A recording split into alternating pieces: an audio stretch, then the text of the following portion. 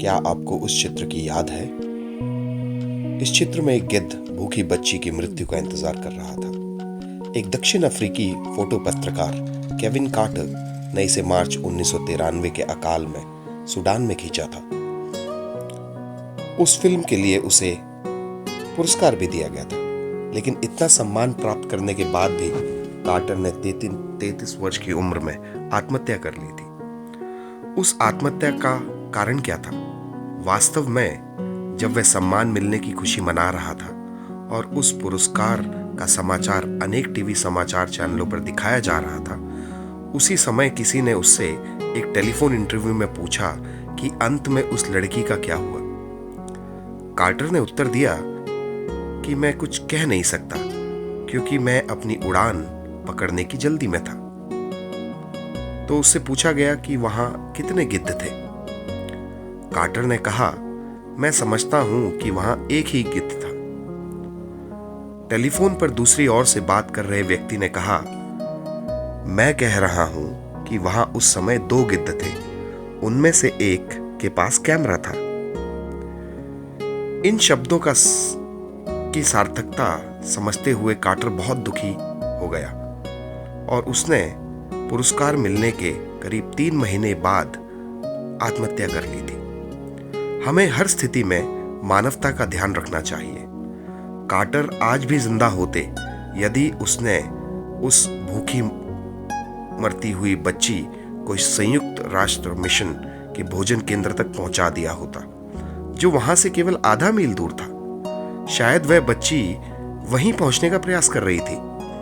आज फिर अनेक गिद्ध हाथों में कैमरा लेकर पूरे देश से अपने घर लौट रहे हैं, जो केवल जलती हुई चिताओं के और ऑक्सीजन के अभाव में दम घुटने से मरने वाले लोगों के चित्र खींच रहे हैं और उनको ऑनलाइन बेच रहे हैं। इन गिद्धों को मौत की चिंता करने के बजाय उनके समाचार एकत्र करने की चिंता अधिक है, ताकि चैनलों की टीआरपी बढ़ाई जा सके।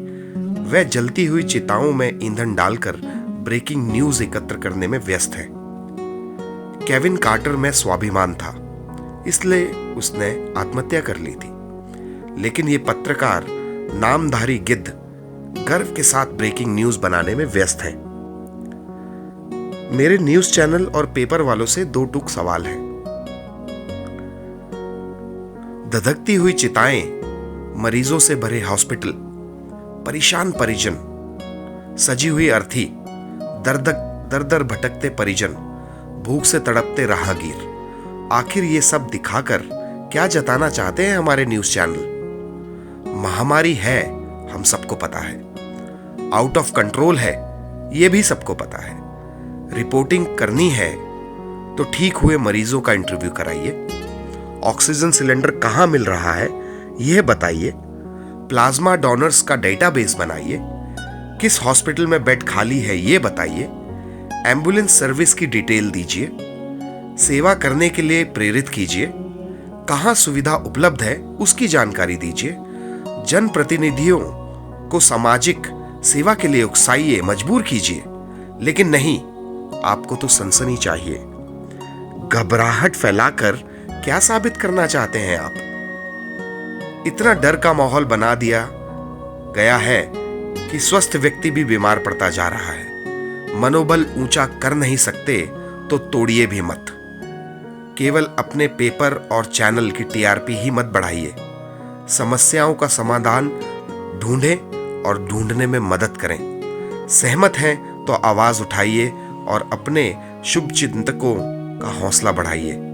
अगर आप सभी सम्मानित साथी मेरी बात से सहमत है तो नैतिकता के आधार पर इस वीडियो को अपने सभी मित्रों को भेजिए। जय हिंद, जय भारत।